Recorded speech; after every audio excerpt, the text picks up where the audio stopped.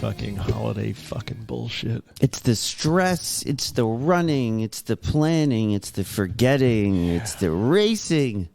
Yeah. If I'm not projecting all of my holiday anxieties out into the Monksterverse, I am so sorry. You'll start immediately projecting. That's what I'm doing. I'm just going to vomit. This will be like one of those beginner meetings, the AA beginner meetings, when it's just people vomiting their problems out into the room. Well, we should do a little of that. It was funny. I was looking at our Facebook group, the RMA Facebook group. Yeah. And somebody, you know how Spotify has been sending around the your year in review stuff? Yes. And two of our listeners posted like that they are in the top 2% and have streamed like thousands of minutes of RMA over the course of the year, which is, you know, I'm gratified, but it's also like weird to see it. And well, I just don't believe it. Yeah, well, I mean, maybe they just left it on and fell asleep, which is what one of them said they were doing. So I said, yes, we've been putting people to sleep for almost 3 years now. You know, that's the highest compliment you can give a podcast, because my favorite podcasts that I listen to, I do that very same thing with. So thank you for falling asleep to us. I mean, do they then get up and re-listen? Because that would be great. Yeah, I mean, that's what I do. I do that. Well, and the next night, if I didn't get the whole thing, if I slept through it, I listen to the episode again and I catch different things. So I get it out there, but happy to keep you guys company. While you snooze. You know. Do you have something to say or... or no? And we're back. Welcome to Recovery in the Middle Ages, the podcast about two middle-aged suburban dads in their pursuit of life, love, and recovery. I'm Nat X. I'm Mike R. And boy, do we have a show for you. For you. Remember today. That? We used to do that together. Hey, we can still do it. When we were young. We were young podcasters. When I was young and foolish. Today on RMA, the weather outside is frightful. And my dears, you're all so delightful. Join us in the chaos, pain, beauty, and joy of recovering from the gnarly grips of addiction to drugs and alcohol. The gnarly grips. Yeah, the gnarly grips. Yeah. All this and more today on a very, very special edition of RMA. And welcome back to Castle Grayskull Studios. Welcome, Monksters. Welcome all. I haven't heard the term gnarly in a few years. Gnarly, dude. We were when I was in college, we had a friend that we used to call the Gnarl because he was like very gnarly dude, and so we used to hang out at this mafia bar in the Bronx because they had taken sort of a liking to us. The mafia. Yeah, we would just yeah, it was called Benny's. It's not there anymore. It was like on the corner of Webster Avenue and 187th Street. And it was just all bookies in there and like guys who were in the families and stuff.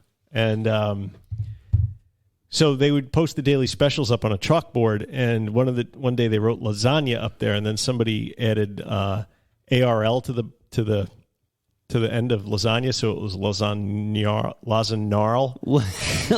for our friend, and they were like, "Who did that? Who changed the board to lasagna?"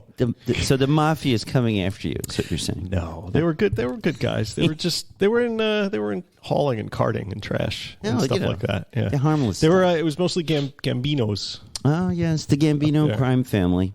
But, not everybody from Fordham used to go to that bar. It was just a select few had kind of found it, and I think they tolerated us, because we were just chill. We'd play pool and stuff, and I think they were amused. Do I amuse you? The kids are amusing. Funny how? No, that was Woody Allen. I'm trying to do Joe Pesci. By the way, Joe Pesci, in A 6 Degrees of Separation, got his start as a singing waiter in that same neighborhood. Singing waiter at a restaurant called Amici's, which was on that same street, but on the corner of Arthur Avenue and 187th Street. So Pesci was, he played mobsters, but he was definitely connected. in that neighborhood. So anyway, he knew his role. So should we have a drink?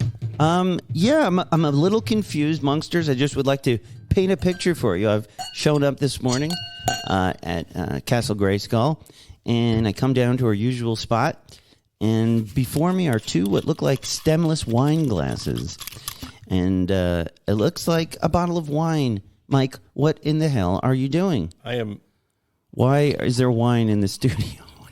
What is this? Pouring. I'm. So I was on some. I was a little. This is some strange. Facebook group, right? And they were talking about this one alcohol-free. Trigger warning: if any of you are triggered by people consuming non-alcoholic beverages, you may want to fast forward like 5 minutes. You sure this is non-alcoholic? See on the front, it says de-alcoholized 0%. Okay.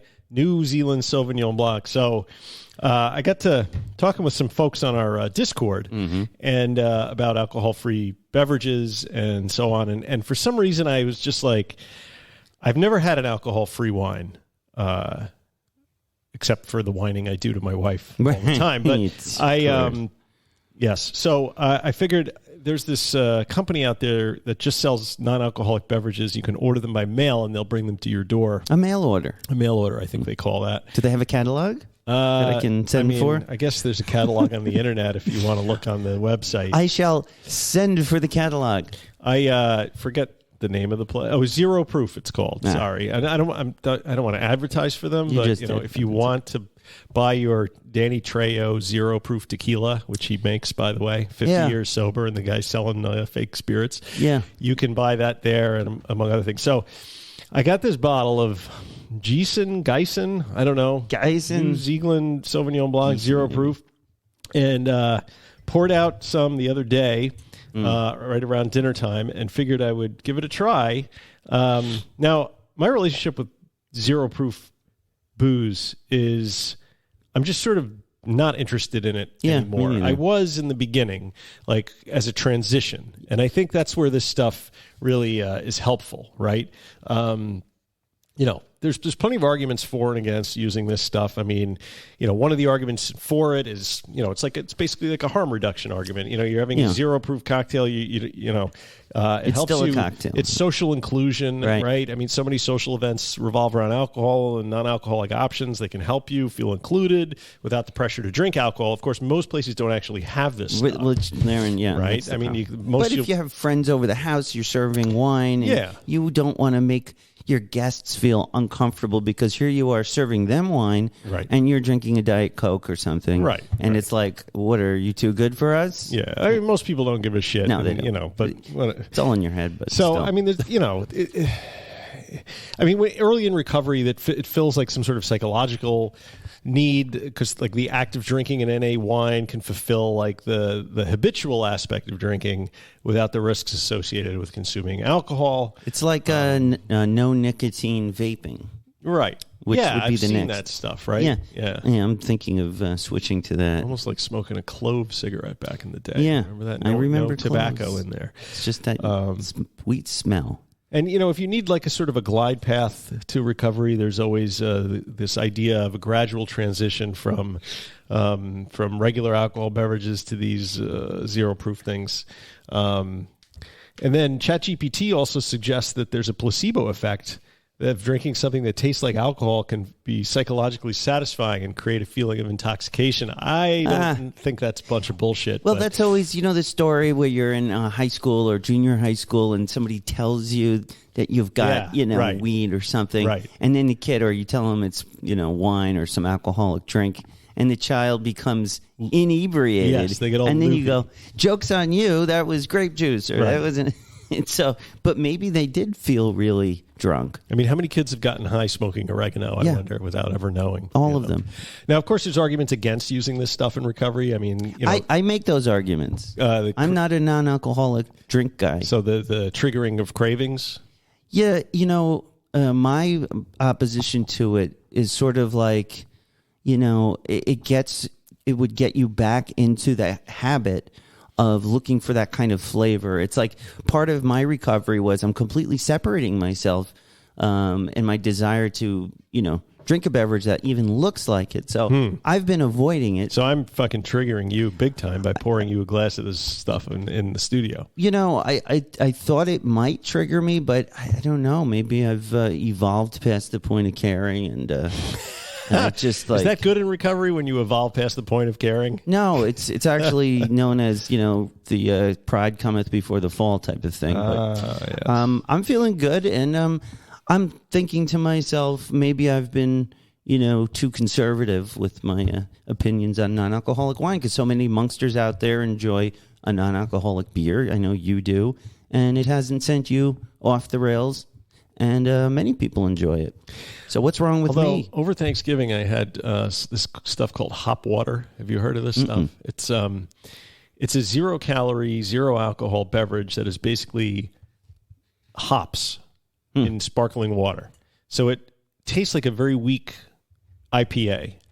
And so Thanksgiving, I drink one of these, and then a week later, I'm ordering New Zealand Sauvignon Blanc Zero. So what's wine. next? So what? Yeah, what is next? Do I go for the 0.5s next? Because a lot of these non-alcoholic things are like 0.5. That's the problem. It's a slippery slope. You're lowering your guards down. Yes. And dipping your toe. Is this like a slow march to the sea? Like, am I going to drown soon? If it is, it'll be the most compelling podcast series in a long time. It's quite a story arc. You can follow us as the weeks go, and we begin to deteriorate. Yeah.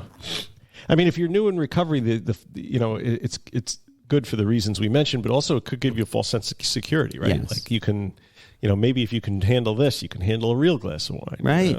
Right. Yeah, it could do that. So anyway, I open the bottle, I take a sip. Let me smell it. I give it to... It smells like wine, doesn't it? It smells like grape juice. Really? Yeah, a little winey. A little like apple juicy. Well, I gave it to Erin to taste, who is a consumer of Sauvignon Blanc products. She's a real drinker. Yeah, she's not like us. We're pretenders. Right, that's right.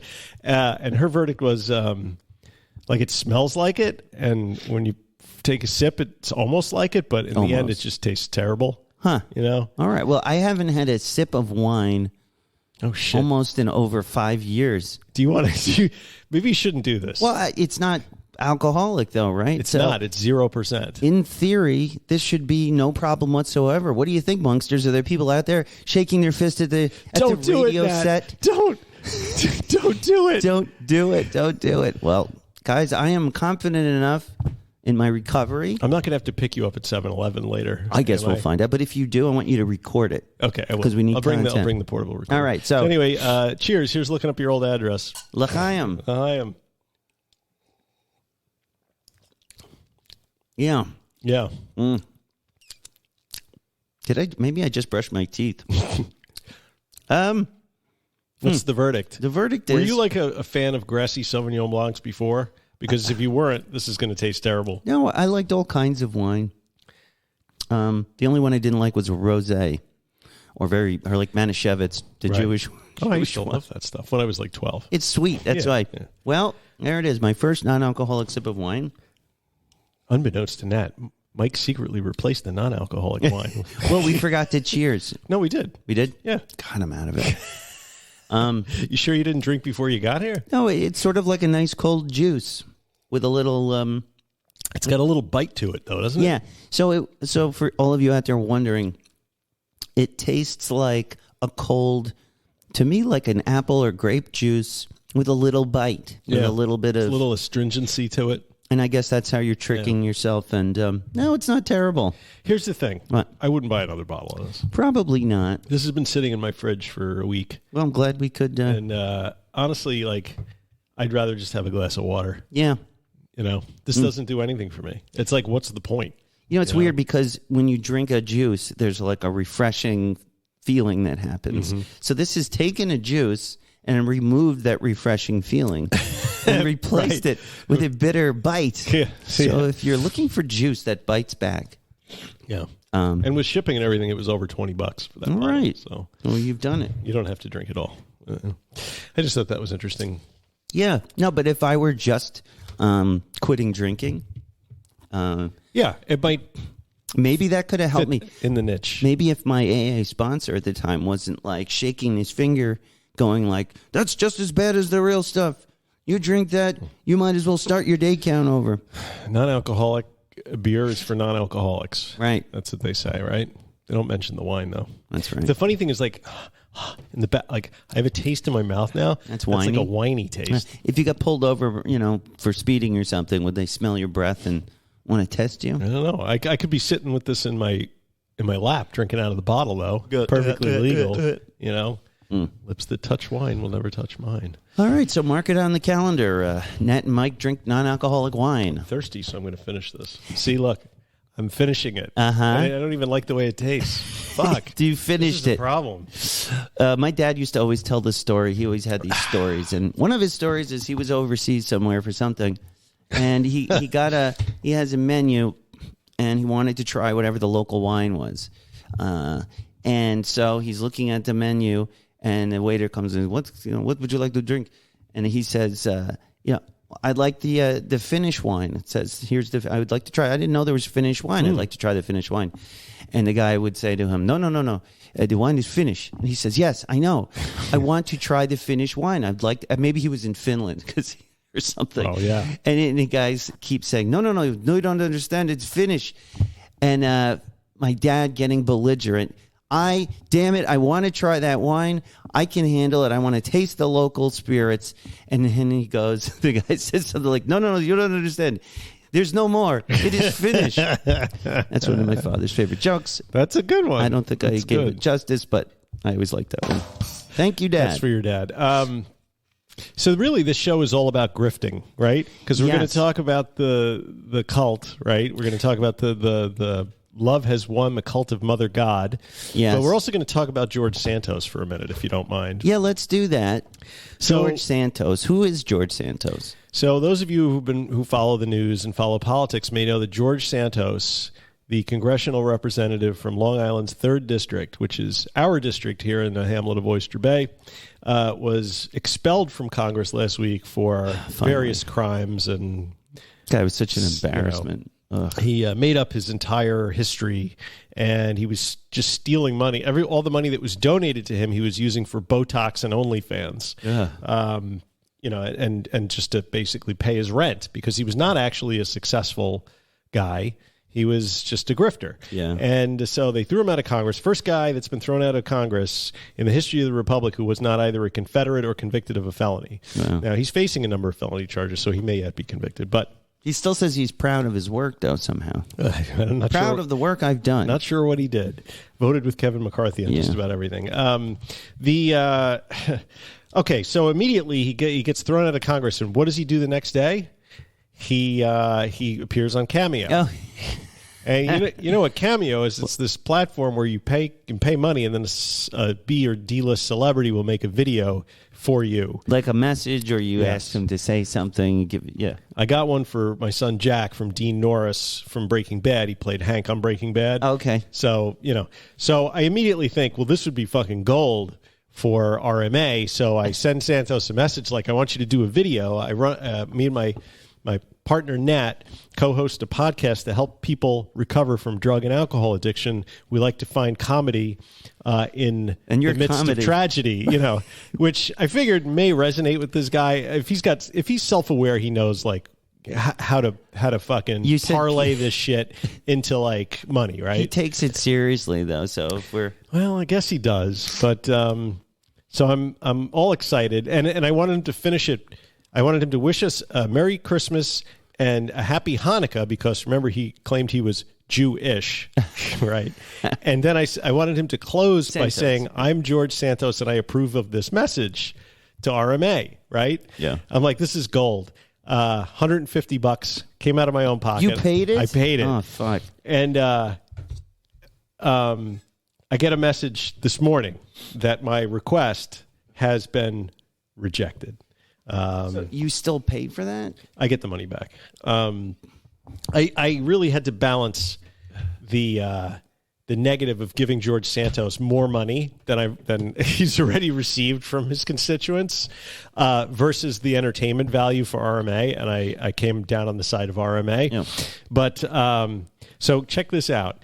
Santos rejected the request because he said if you're going to use it, Wait, hold on. Let me get what it actually said. Your Cameo request has been declined. Since George Santos could not complete your request, the hold on your card has been released. Okay, right. Why did this happen? George Santos would love to do your request, but since it includes business-related material, it needs to be rebooked at their business price. So, care to hazard a guess what George Santos's business price is?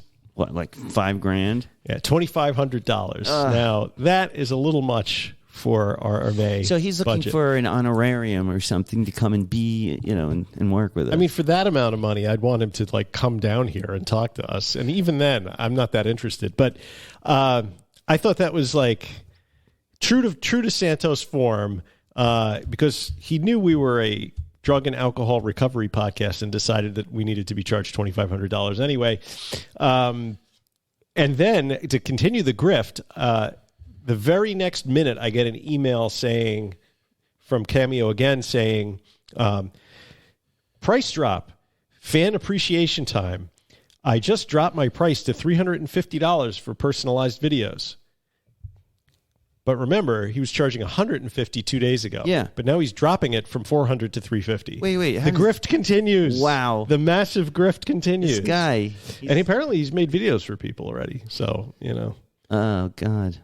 Good old George Santos. Yeah.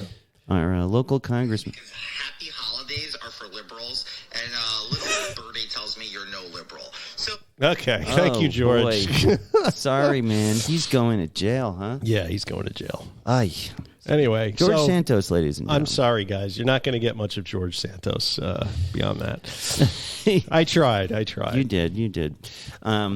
So we haven't talked to anybody since Thanksgiving. No, we haven't. And how was your Thanksgiving? I know that you do a large party, and you're the one cooking, and you're like got an apron on, and you're serving people, and like how many people did you have? I perform service. That's what I do. It wasn't that many people. It was like, I don't know. I think I dropped the picture on the Facebook group. Maybe it was like 12, 13 people. Hey, is there a tissue down here? My nose is running, and I keep. Why don't you go catch it? I need to blow my nose. Tell them about your Thanksgiving. I mean, it's driving me nuts. If you go blow your nose, you have to do it upstairs in the bathroom. Yes. All right. Should I just keep talking? So, I had a bunch of people over. My father-in-law came, which was great because he recently had cancer surgery and successful, but he's unfortunately experiencing a whole bunch of other health problems as well. And he's back in the hospital, and then he's coming out of the hospital. So it was great to see him. I hung out and talked to him there's the dogs. Don't have any real drinkers in the family, so like alcohol wasn't so much of an issue. I think I bought like 3 bottles of wine. I went to see my guy Mitch from the liquor store up in the corner of town there, and we talked about music and the stuff. Non-alcoholic wine buyer. Yeah, well, he actually he had to quit because he had some heart problems, so he hasn't had a drink in like a year. Wow. But nice guy. Anyway. The only person that drinks beer was my brother-in-law, my new brother-in-law, and I asked my sister-in-law what kind of beer he wanted, and she was like, any kind of beer except Bud Light. And I'm like, oh, right, okay. It's the conservative thing. Like they don't like because of the trans person who was I don't know sponsored by Bud Light, and then Kid Rock took Bud Light and then shot it up with his AR-15. What? You remember this? No, you missed this whole thing. It was last summer. I guess totally Bud Light was sponsoring a trans influencer. Okay, I guess you would call that. I don't know what they're influencing. Huh? But anyway, so the conservative media kind of grabbed hold of this and was like, fuck Bud Light, no Bud Light ever again. Right, and then Kid Rock bought a bunch of Bud Light cases, put it up on a wall, and shot it with an AR-15. So he gave them a lot of money, basically, and then shot the product. Exactly. Yeah. That's exactly what people were saying on the internet. Genius. Okay. So anyway, my brother-in-law, no Bud Light. So I had to go and buy him a 6-pack of Miller Lite. Which that one's okay. They don't support trans I guess influencers. Not. Okay. Aren't they all owned by InBev? Fuck no. I mean, I can't. People with this stuff, it's ridiculous. I don't know. I boycotting products just seems silly to me. Yes, it does. Whatever. So that was good. How was your Thanksgiving? My Thanksgiving was very nice. We I didn't actually have my parents with me. My brother his in-laws are voluminous. There's just tons of, and they were all in town at once. So my brother and my parents were at my brother's house with all of his in-laws. And then I was at my wife's cousin's place. So we always go to my wife's cousin. Okay. Yeah. And that's the place that's like just down the street from where Rex Heuermann, the Gilgo Beach murderer, lives. Long Island serial killer. Yeah. So I was like maybe 4 or 5 houses down from where. Really? Yes, that close. Wow. In Massapequa Park. And so that's where I was. But it was nice. Did your wife's cousin know the Heuermanns? That they didn't really know them, and that was kind of the sense I got from her. Like, is this a family that was well known in town? And it was one of those things. I think the kids were older, and they've got younger children, and everybody in the neighborhood, was talking about that house because it's like nice houses, basically well kept lawns and things in that neighborhood. Right. It's mostly like cops, firemen. It's a very blue collar area. And but his house, in amongst the rest, just stood out. It was just like dilapidated, like board on the window. It was just not taken care of whatsoever. Find the occasional body part in the front yard. Yeah, so it was one of those things where the neighborhood's like, oh, what's up with those guys? And they were just kind of strange, but nobody thought like, hey, that guy is a murderer, a serial killer even. Wow. But my kids must have, we would go trick-or-treating in that neighborhood several years when they were young. I'm sure that they either knocked on the door or kept walking because it was always kind of creepy. But wow. So that's where I was, and it was very nice. It was a small Thanksgiving. I like small Thanksgivings. And, same old, just nice feelings. The kids keep getting older.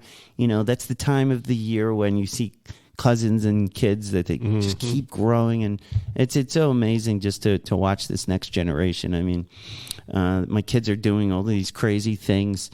Like Noah was just in a play. Oh, yeah. Max was in a play. Noah, the band played at Madison Square Garden at the halftime show. And like he's 13. And he had like a cast party, for the kids in the play, and it's mostly 14-year-old girls. So I'm like, all right, Noah, man.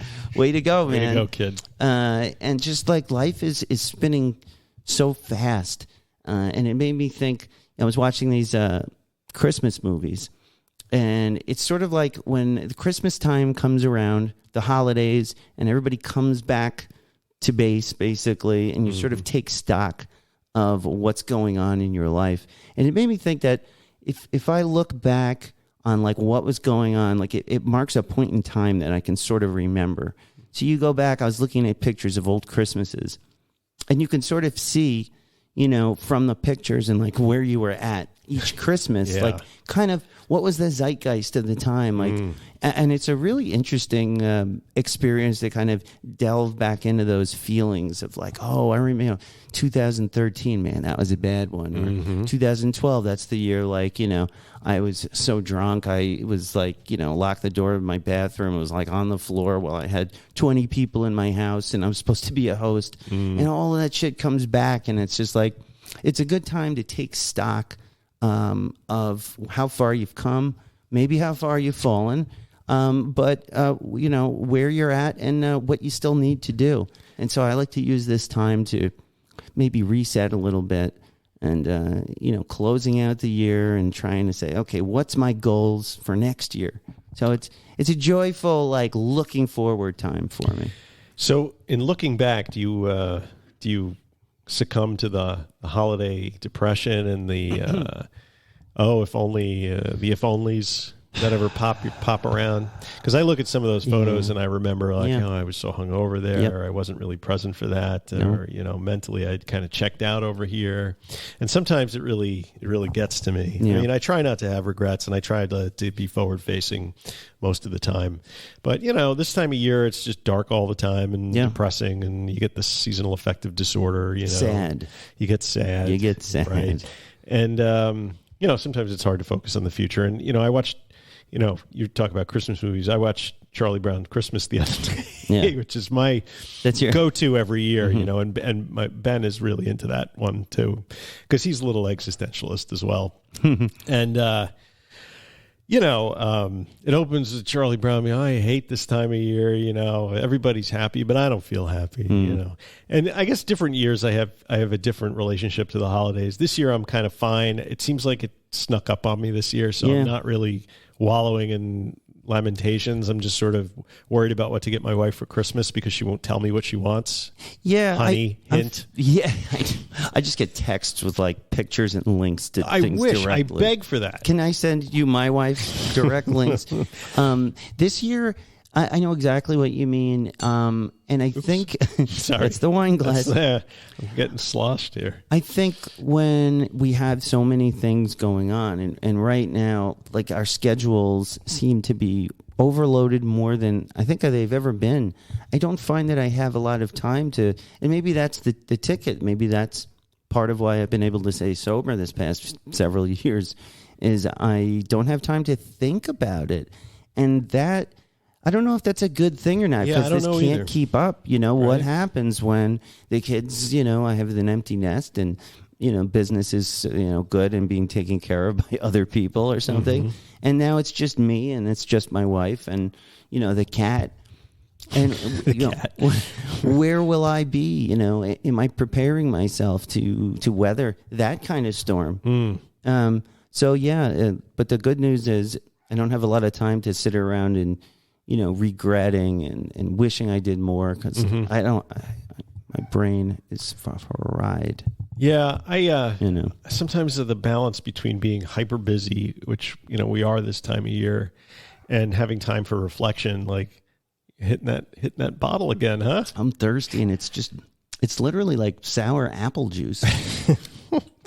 Yeah. But I mean, there is you need a little bit of a balance. Like I got away from meditation for like the last month or so, and it really started fucking with my head. So I'm kind of dipping back into that, just to be able to have that grounding, because it's really the only time of the day that I have that grounding. Like, doing this podcast today, like, yesterday I had a thing at work, so I couldn't do it yesterday. And you have a thing later today. So, like, this is literally the only time in the week that we could fucking fit it in. Yeah. I got something at 10:45, 30 minutes away that I'm like, I know. I think I'm just going to be late. Yeah. I'm like, I got to make time for this. This is important. It's important to us to do this show. It's important to communicate with you guys and each other. And this is kind of what I'm leaning on. Yeah, I mean, this time of year, I was feeling like if we didn't do this podcast, like that wouldn't be good for me mentally. Yeah, like it would be. Like I needed to sit down with you, and this is the outlet. Yeah,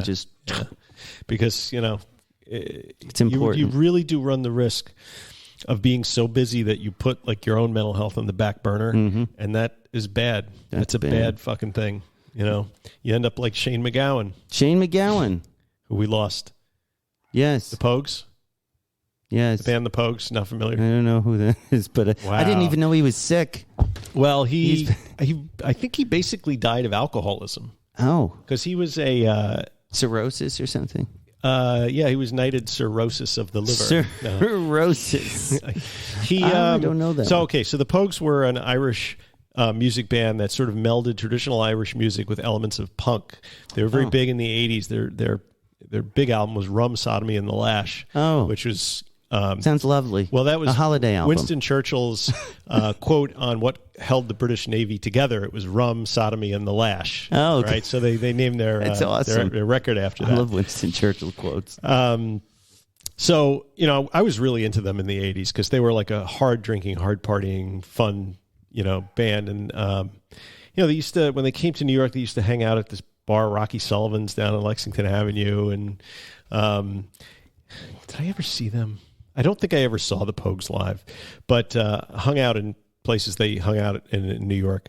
They have their famous song is that New York Christmas Story. It takes place in the drunk tank. Do you know that one? The new one with the guy from Escape from New York? What? Snake Plissken? Yeah. I thought he was dead. What are you talking about? There was a Christmas movie called The Christmas Chronicles. The guy goes to jail and it's Santa Claus and his kid is... We're on different planets right now, I think.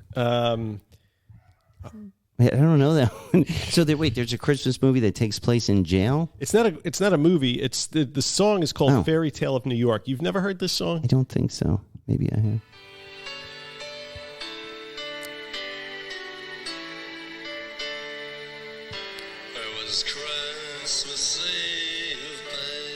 No.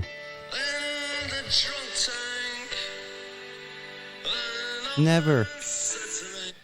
I've never heard. Never heard that song. It's actually a very good song. You got to check it out. But so the Pogues were sort of like where Shane MacGowan sort of was the glorification of functional alcohol, barely functional alcoholism, and by all accounts, he was a great guy. Super professional when he worked and everything, but a bit of a mess. In the last 10 years, he was confined to a wheelchair, and he wasn't really getting around so good. He's like the alcoholic version of William Burroughs. Yeah, I guess you could say that.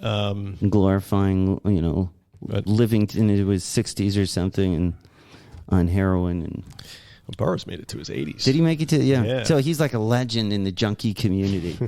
I don't know. Shane sort of transcended alcohol in my mind. He was more of a roguish Irish poet than he was just a stumbled down drunk, although he certainly was that as well. So rest in peace, Shane MacGowan.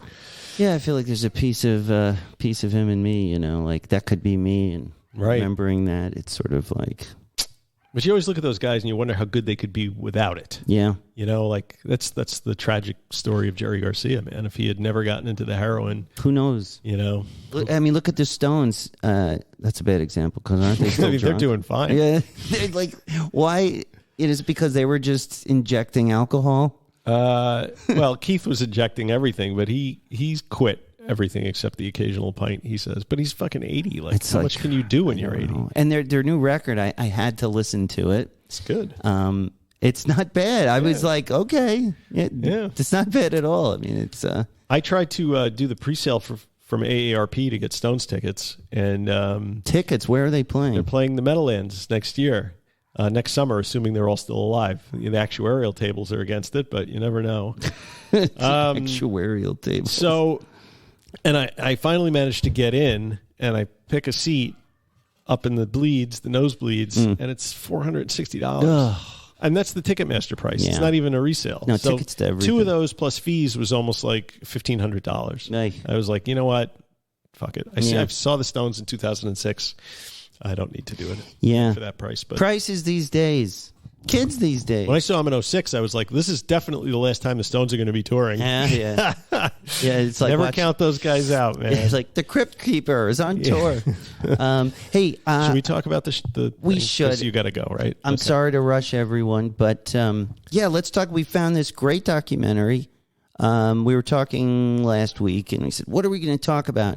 And my wife actually pointed this out to me. She goes, oh, did you hear about this HBO documentary everyone is talking about? And I said, no, what is it? So we watched it, and it's called Love Has Won, The Cult of Mother God. And it's available on Max streaming, and I think also HBO if you have one of those old cable boxes.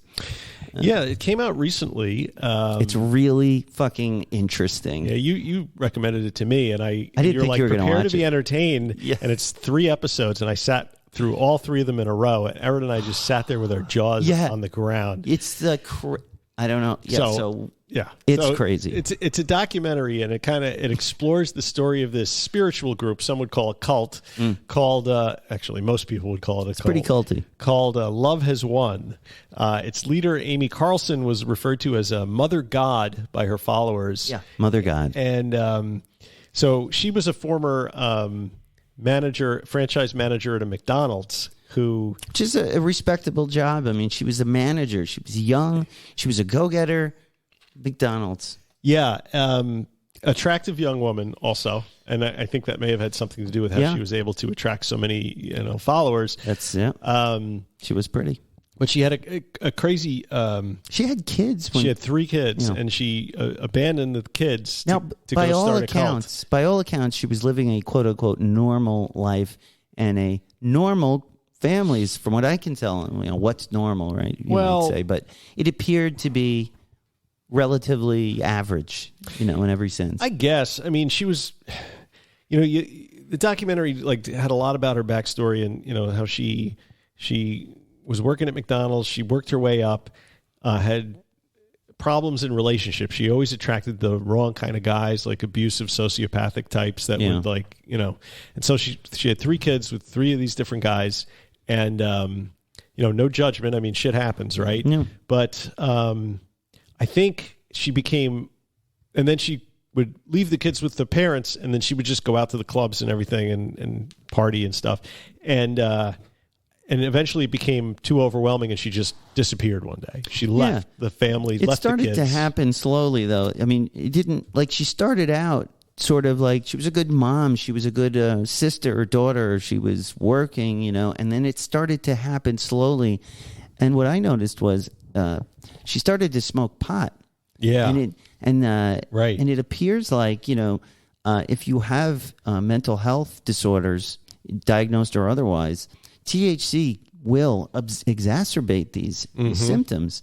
And it's like being boiled in a pot, like a frog boiling in a pot. You start to smoke it, and then before you know it, she's in La La Land, and she begins to make these bizarre decisions that, you know, are weird. And then that she ends up running away. She runs away, and she ends up with some guy that she met on the internet, this older guy who was... He looked like a hippie grandpa. Right. He was the original father god. Wait. So another important point is, on top of the THC, she began to delve into like internet stuff. So she's starting to trip out on THC, and at the same time, internet sleuthing about like cults. She wasn't looking up cults, but she was seeking spiritual enlightenment. That was it. So it was all this new age shit she was getting into, and crystals, not like normal new age like Buddhism beyond or Hindu. crystals. This is like crystals and UFOs and you know and like just. Right. So, and I entertain some of that stuff mostly for entertainment purposes, but she's just like really. She gets really into it. So she sort of cuts her teeth with this older guy.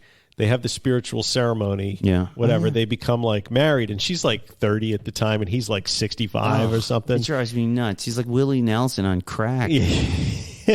But he ended up being one of the nicer guys. He was one of the nicer guys. So after that, she sort of learns under him how to become like a cult leader, I guess. Yeah. And they develop this philosophy, this religion. It starts to percolate in her mind. She's the god. She starts to believe that she's the mother god, and it's like so she's been reincarnated several hundred times. She says like she was like Marilyn Monroe, Joan of Arc, all these other historical figures, and. She believed that in a past life she lived underneath Mount Shasta in California, and Donald Trump was her father. Yep. She had this bizarre theology story that they make up where all of these dead celebrities are like ascended masters, and she had this collage of like Robin Williams. Robin Williams was the big guy. Michael Jackson. But Robin Williams was the top of the pyramid, basically, of these ascended masters, spirits who are... She called them galactics. Galactics, yes. And Robin Williams was one of Mom's... They called her Mom. Right. Everyone called her Mom. Mom's main ambassadors and the primary galactic in her etheric team. She signed over the divine plan for him to make change, explains one of Carlson's main oracles, Archia Hope, whose real name is Ashley Peluso. Like, he's a very big part of this, and humanity is going to see that. I have seen Robin Williams come through Mother God because she's on alcohol, says still lawyer follower El Moriah. And I felt that she utilized it as a tool to let certain things through because we needed to hear it, such as the fact that Mother God's joy was taken away by Ryan because he made her the world's worst quesadilla. Yes. It's so bizarre, man. And she gets these people to follow her, and they believe her. She's Mother God, and she takes on this role supported by these other fucking like spaced out hippies that are like on the run from their lives.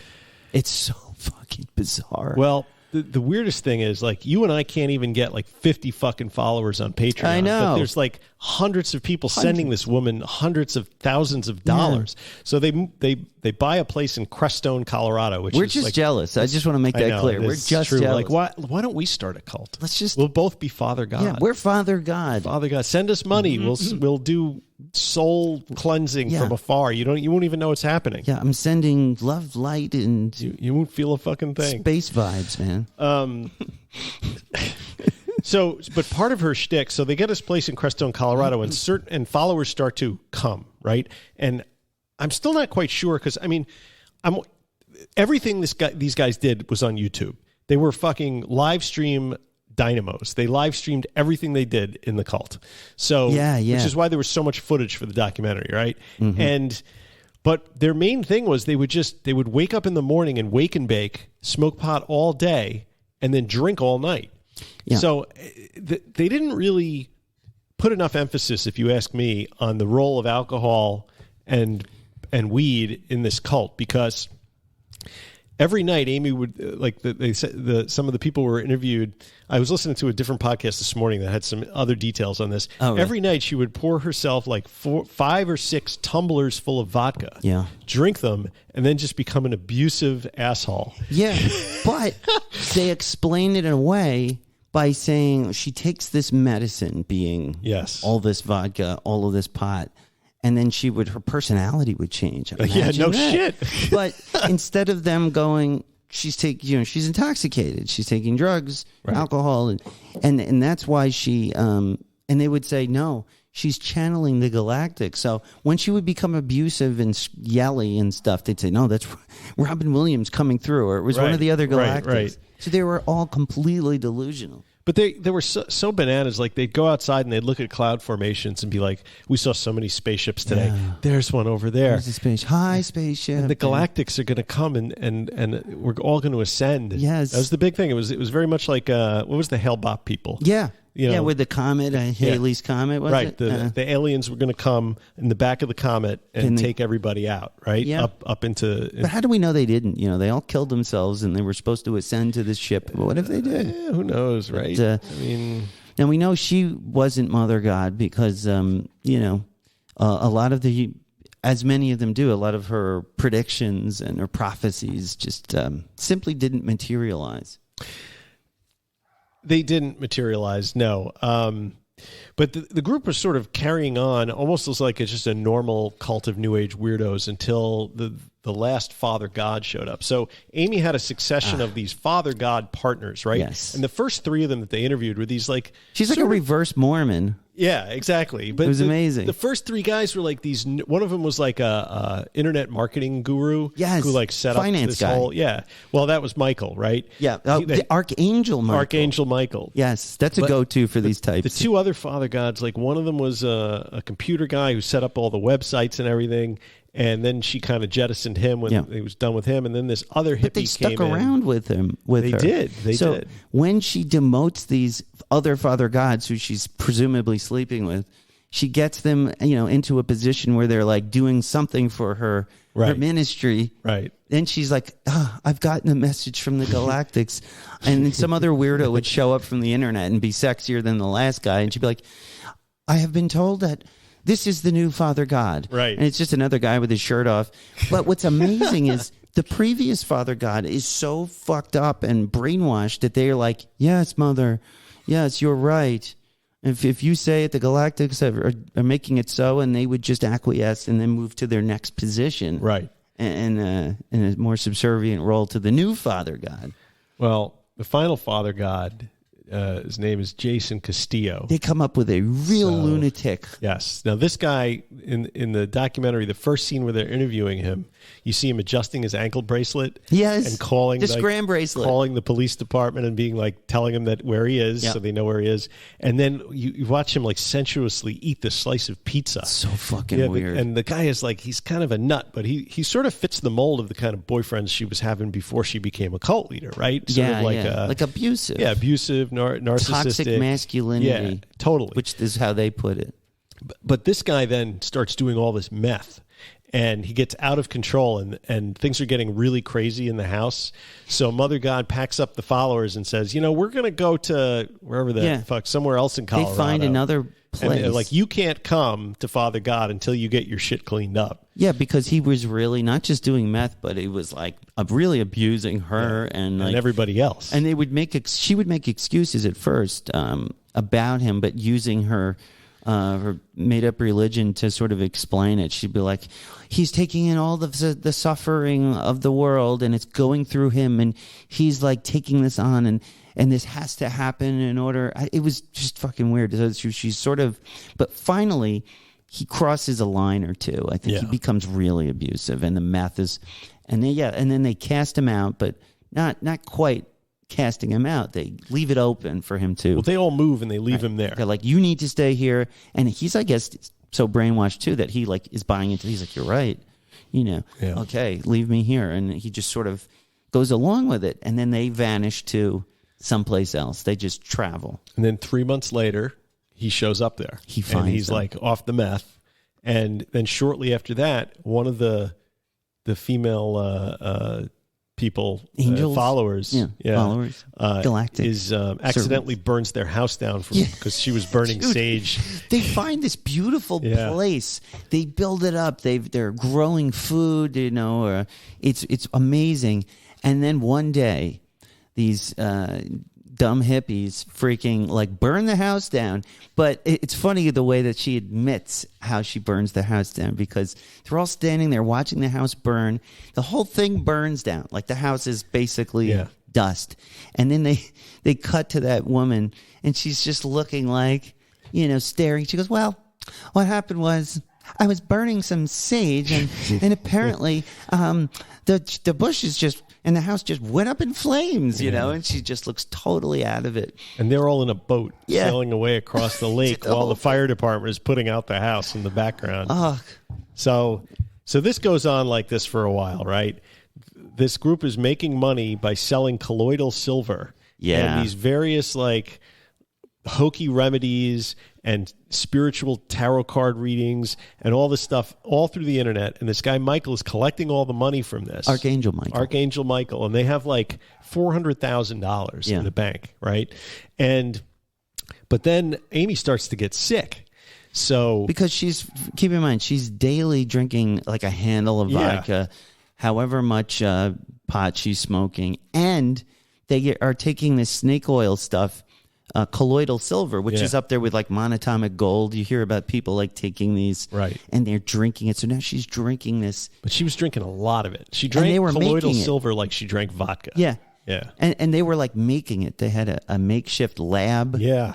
And they were making these tinctures. So she's completely poisoning herself on a daily basis with both alcohol and colloidal silver. And she's anorexic because she doesn't believe that anybody should eat because it brings you closer to being assimilated or whatever you call it. Yeah, we're in a 3D world. So she's gradually getting sicker and sicker, but because she describes this as the 3D world and the world where the galactics are is the fifth dimension world, she doesn't go to a doctor or a hospital. And I guess one of the lessons here is be careful who you recruit to your cult because they're not going to want to bring you to the hospital if you get sick. Yeah. And they were like, well, no, the 3D doctor wouldn't know what to make of Mom. Yes. Like she would. And they would say, I've never seen, she must be Mother God because I've never seen someone drink this much. They actually said that. Yes. They actually go, well, she must be divine because I've never seen someone live through drinking this much. And all kidding aside, like this is undiagnosed mental health problems. This is trauma that she had from her abusive relationships and a childhood that I am guessing is less than ideal.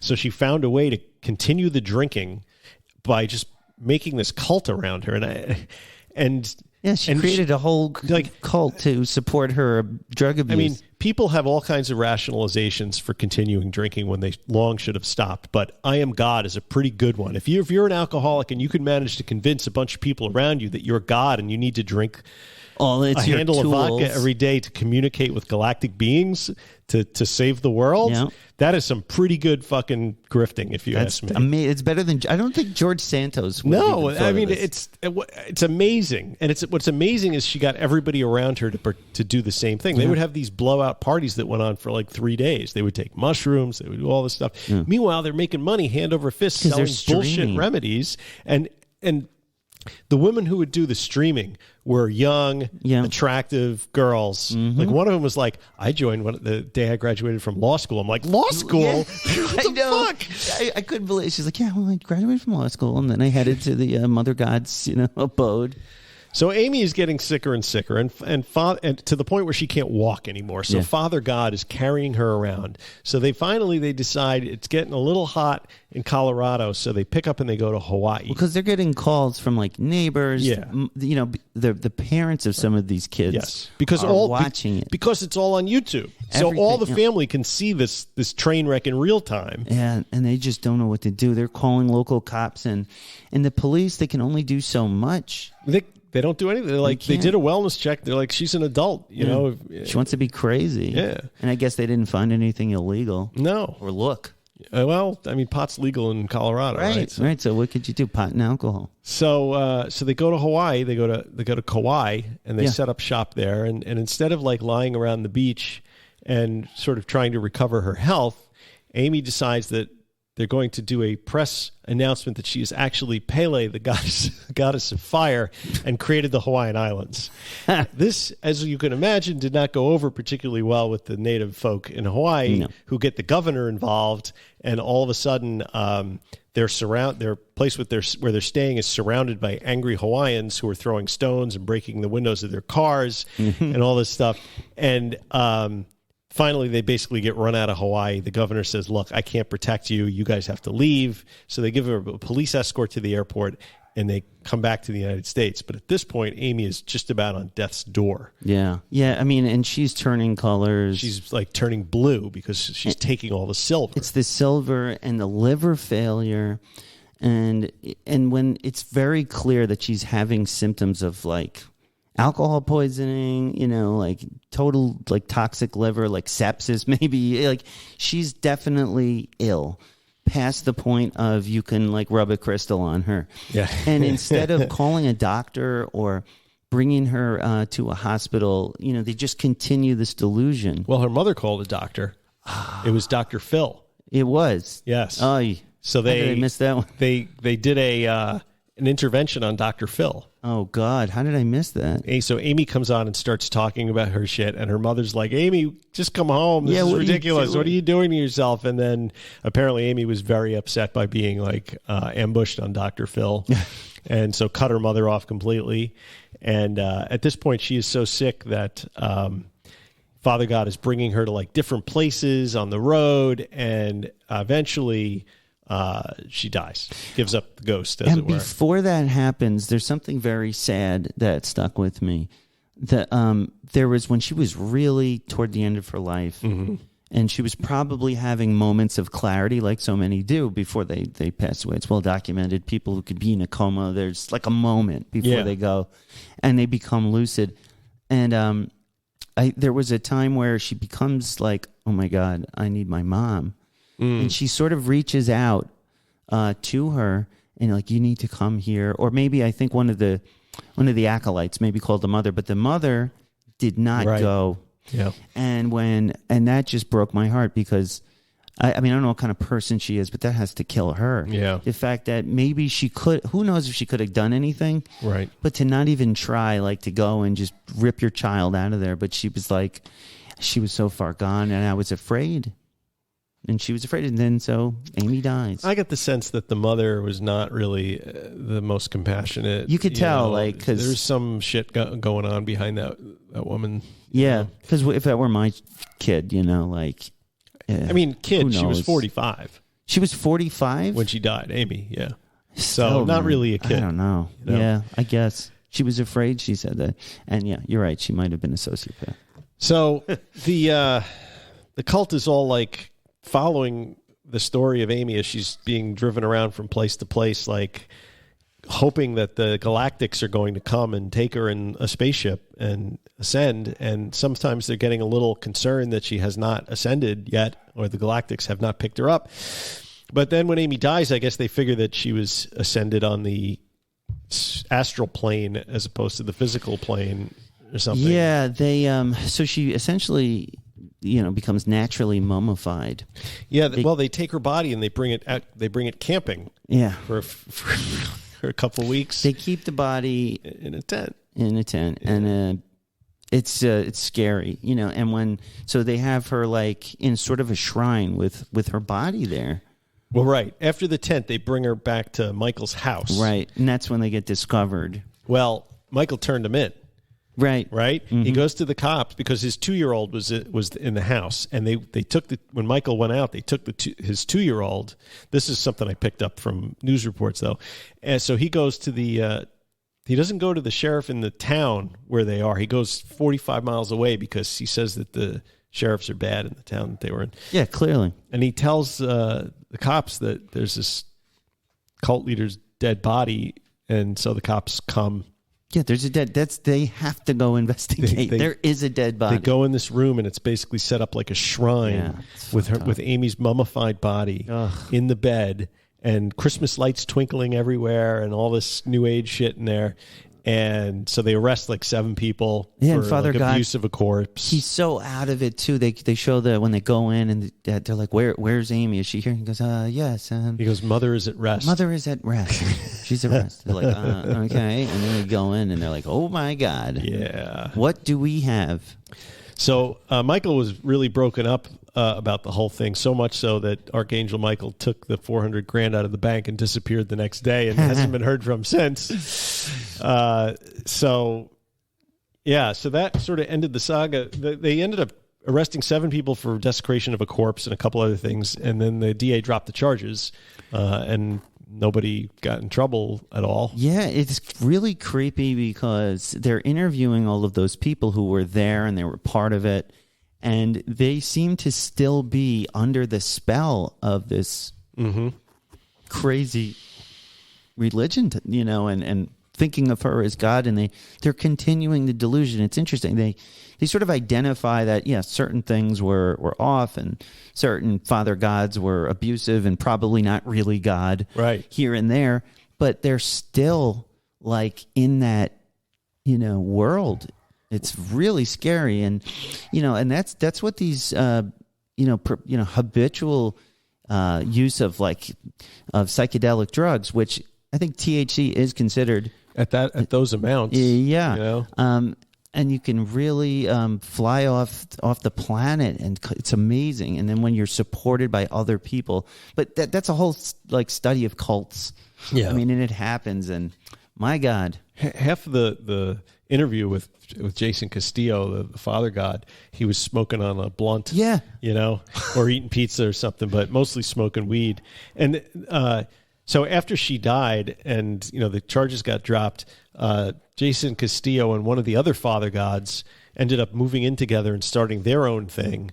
And the remnants, the young women that had been following Amy, split off into their own thing called Fifth Dimension something or other. And they're still continuing to sell these soul healings and all this other stuff out of one of their houses in Florida. So it's still going on, and there's hundreds of people that are still involved in this. Yeah, it's like for every high lunatic, there's 10 others who will follow them and purchase their snake oil. I mean, I have to wonder, how much the alcohol and the drugs had to do with this, and if there was no alcohol, if there was no THC, would this woman have A, left her family to start a cult, 3 kids, or B, even had enough way to sway people into believing any of this? Right. Stuff? On the one hand, it's Amy who is this manipulative addict, basically, with mental health problems. They're using the drugs together and drinking together creates this hive, this hive hallucination that they're all sharing, and I think it's all part of the drugs that they're doing and the drinking, and it's so dangerous.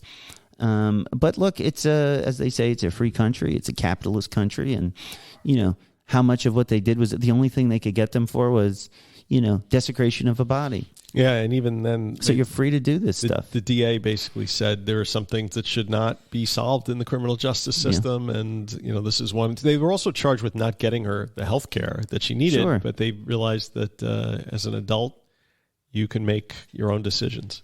The autopsy revealed that what killed Amy was not cancer. Everybody thought it was cancer, but it was actually alcohol use and abuse and colloidal silver. Yeah.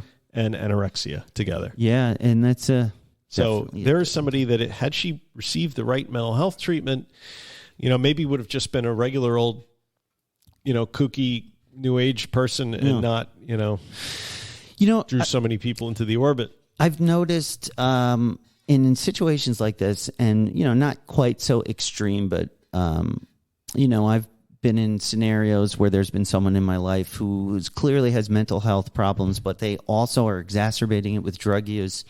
And it seems really hard. Like sometimes when it's really obvious to me that a person would benefit from stopping drinking completely or not smoking pot anymore. And not just the person, but I'm finding that other people around them are also very resistant to saying, they have a problem with alcohol. Maybe they should stop that too. I notice people still make excuses for the drug use. I don't know why. Like maybe if they say something like, you're right, maybe that's making the mental health problem worse. They should stop. And maybe we need to address that.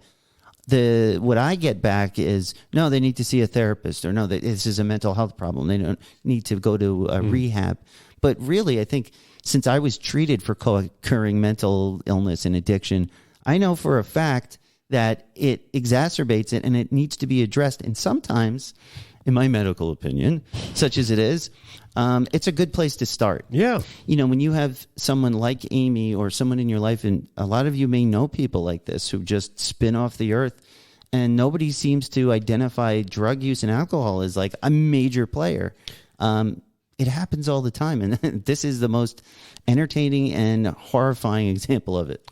Well, I think people recognize when it's drugs, right? But they don't want to recognize it when it's alcohol. Yeah, this is all the social shit around alcohol, and you don't want to end up demonizing alcohol if you yourself are wrestling with that particular demon, or you have a complicated relationship with alcohol, or if you have a complicated relationship with the person and maybe there's a little codependency going on there, and maybe the alcohol self-medication is doing enough of a job that if you're afraid of what that person would be like if they were not self-medicating, or they just don't want to get to the root of what's causing the mental health issue in their relative in the first place because they're afraid they may be implicated or involved. It's very complicated. But I think you have to, before you can do any serious mental health treatment, you have to stop using whatever you're using. And I only really heard that when, in my journey to get healthy.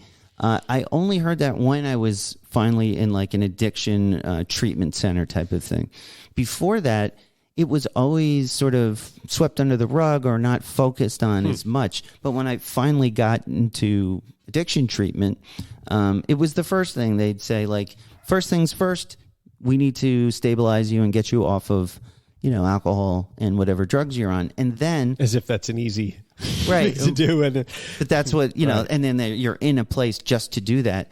But then they have, in these co-occurring mental illness and addiction places, they have like a place to stabilize you medically to get you off all the shit. And then, and only then, can you address your mental health issues, because you have to see what a person's baseline is. Yeah, you're not thinking clearly when you're chasing a I was high diagnosed all the time. I was diagnosed with like bipolar disorder, anxiety, ADD, like all of this shit.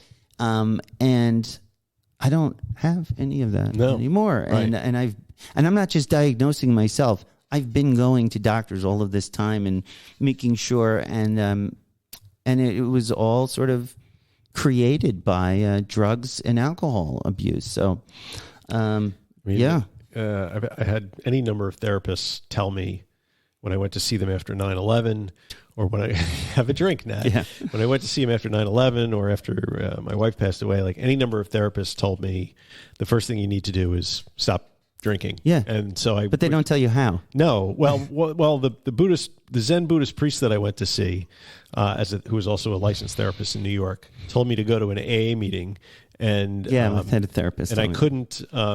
Otherwise, we couldn't do any work, and so I went back, and he's like, "Did you go to the meeting?" I'm like, "Absolutely," and I, of course, did not, and I was still drinking, and so it didn't make much progress there. But, it's. Do you want to address your mental health issues? Maybe address the drinking stuff first, and you never know. Your mental health issues may not be there after you finish. They might, though. Yeah, there's definitely some organic mental health conditions that, depression, anxiety, that may not go away. But you won't know until you clear it out. And one last anecdote before we cut the show short. I got to do Recovery in the News. Recovery in the News. So we should get to that. But one last thing. I was seeing a new general practitioner just for my annual physical and all of that. And he was examining me, and he said, "Oh, you're very healthy. You've got great, your blood pressure is great." I said, "Yeah." He goes, "It says here that you have high blood pressure, but you're not taking blood pressure medication. And your blood pressure is basically fine. What do you attribute that to?" And I said, "Well, I stopped drinking about 5 years ago, and isn't that so great?" And I said, "Oh man, that stuff's poison." I made some throwaway comment like that, it's just poison, And the guy looked at me and he goes, "Well, you can have like one glass a day." He says, Right. And he got a little bit defensive. Yeah. This is a doctor, and even he is insecure knowing That's right. this is bad for you, and he can't even agree with his own patients. Wow. That you've done a good thing here by getting rid of the poison. The doctor trying to talk you into having a glass of wine a day. I had one of those too. When I went for an insomnia, he told me, just drink wine. Drink. Okay. And now it's time for Recovery in the News. Recovery in the News. Yeah. All right. Recovery in the news. Recovery in the news.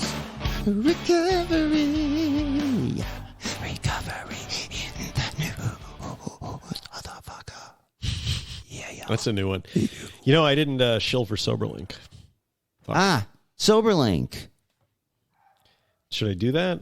When you know better, you do better. You do better. But sometimes you're having trouble doing better, and you need a device to support your doing better. Yeah. That device is SoberLink. Yes. SoberLink is a breathy thing that measures your alcohol. You breathe into it. And you do. It tells you how much alcohol you've had. SoberLink. Brought to you by Recovery in the Middle Ages. SoberLink.com/ No. Wait. SoberLink is so great. So many people have used it for so long. Well, Grant used SoberLink, and it's a device that I think we've lost it. I don't think we're doing it this time. What the fuck, man? I would love to hear from anyone besides Grant who has used SoberLink. Maybe they can send us some testimonials. Yes. Send us your SoberLink stories and receive $50 off your device. It's like the Intoxilock I had to put in my car, except you carry it around with you and you use it to remotely report your sobriety to your work, to your family. SoberLink. Okay, I think we've run out of time for SoberLink. Have we, though? Because as two men in recovery from alcohol use disorder, we know how difficult it can be to seek help for a disease that's so stigmatized. If you're struggling to get sober, SoberLink can help. Yes. Small enough to fit in your pocket and discreet enough to use in public or in front of your kids, SoberLink devices combine facial recognition, tamper detection, and real-time results, so friends and family know instantly that you're sober and working towards your recovery goals. It's all about accountability. This system would have been a game changer for Nat and I during the early days of recovery, when every bit of accountability helps. Yeah, I wish I had one of these things. When I was trying to prove to my friends and family, I have really gotten sober. Look at it. Here's the results. You schmuck. Right. Make 2023, or what's left of it, a memorable one. Visit www.soberlink.com/middle-ages to sign up and receive $50 off your device. And Mike will middle-your ages. I will. Twice. SoberLink. SoberLink. That's like a double ad. We should charge double. We should charge them more next year. Double. I mean, or not, because it's ridiculous what we do to them. SoberLink. Yes. Okay, guys. Yeah. Recovery in the news. Okay, recovery in the news. We're going to talk about an article. Grant actually dropped this in the Discord. I thought it was a great one.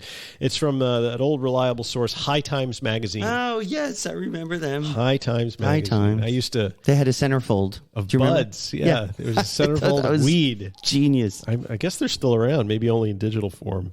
Anyway, kudos to High Times for actually reporting on something that doesn't support the medical they're use journalists, of for cannabis in God's some way. They are journalists, Mike. So, indeed.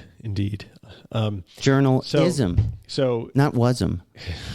That's not journalism. Almost worthy of a drum beat. Thank you. So the article is, new study suggests that cannabis does not help opioid use disorder. It doesn't. A 20-year-long Australian research project, which followed heroin addicts who also used cannabis, has found that anecdotal evidence supporting cannabis as a harm reduction tool may not be reliable or safe to recommend to recovering addicts. The study was published in the American Journal of Psychiatry, and it followed 600 heroin users for up to 20 years. So that's a long-term study of a fairly decent sample size. Yeah. It monitored their cannabis and heroin intake at regular intervals to try and associate a relationship, positive or negative, between the two. And then he talks about the methodology. The results of the study, the adults in the study, the results of the study did not find cannabis. Adults and redults. To adult again. Yes. The results of the study did not find cannabis to be a statistically significant factor in reducing or ceasing a person's opioid use, despite anecdotal evidence from addicts who claim the plant helps them use less opioids or stop using them altogether. The lead author of the study credited these misconceptions to the way previous studies were conducted, in that they only followed addicts for a short time and did not examine long-term impacts. Our investigation shows that cannabis use remains common among this population, but it may not be an effective long-term strategy for reducing opioid use. In fact, it may increase your chances of connecting with Robin Williams in the galactic fifth dimension. Sorry, Robin. So it actually seemed to find the inverse. Like, an increase in cannabis use 24 months after baseline was significantly associated with an increase in heroin use at 36 months. Yeah. So if you start smoking more pot, you'll start doing more heroin. Does that mean that pot is a gateway drug? Dare we call it a gateway drug? That said, the study did not go so far as to make a claim that cannabis may increase heroin use. It merely mentioned the data, because that would be a very controversial conclusion to draw. Yeah, right? Because then it would sort of validate the idea that if you use cannabis, you'll move on to harder drugs. Yeah, and they've been saying that since I was a lad. Yes, and the first drug I used after alcohol was cannabis. Yeah. Led me right to the crack man. Cannabinoid. Yeah. Say it with me. Cannabinoids. I'm not going to say that. Cannabinoids. I like that word. It's cannabinoids. Cannabinoids. Or is it cannabinoids? Cannabinoids. What do you guys like? Cannabinoids or cannabinoids? Well, they're going to like cannabinoids. Cannabinoids. Because it's you saying. It's more fun. Yes. Cannabinoids. Yeah. Mm-hmm. So anyway. So don't smoke pot, The issue guys. of cannabis as a potential replacement for opioids appears to be a mixed bag, and that's how High Times would characterize mixed bag. Right, the definitive glassy mixed bag. I love it. A mixed glassy bag full of contradictory conclusions that you can put in your pipe and smoke them. That's right. So more research seems to be needed, I guess, and that's fucking it for this week, guys. I'm sorry, we got to read and run. Yeah, we got to read and run, but I'd like to do a show next week. Is that possible? Can we get back together? We can do Tuesday next week. We can do Tuesday. Yeah. We will return for another exciting edition. This should get me drunk. I don't Recovery in the news. Yeah. Yeah. Okay. Right. And that about does it for today. Thank you, everybody, for listening. Thank you for all the kind words on our Facebook group and the Discord, and everybody recovering together. It's so great to get to know you guys, and thank you so much for listening. I know I had a great time. Did you? Yeah, it was fabulous. Thank you so much. You're find us at middleagesrecovery.com. No. Don't. Podbean, Apple Podcasts, Facebook, Instagram, Spotify, YouTube, and Twitter. XO. Tweet us at twat. You twit. Support your favorite show. That's us. Go to the review section so we can have some reviews. Drop us a 5-star on Apple Podcast. You can get us on Spotify and give us a review there. Join our private Facebook group. Just search Recovery in the Middle Ages on Facebook. Or go to patreon.com/Recovery in the Middle Ages and join our private clubhouse at the Inner Sanctum on Discord. Get some video shows, or just simply write us at MikeR@middleagesrecovery.com. And if you get something out of the show, please help and share it with a friend. Share it with a friend. And as we say, non proficiat perfectum. It's progress, not perfection. We'll see you next time. Stay fresh, cheese bags. Be good. Keep your sanity this holiday season. We love you. We do. Goodbye.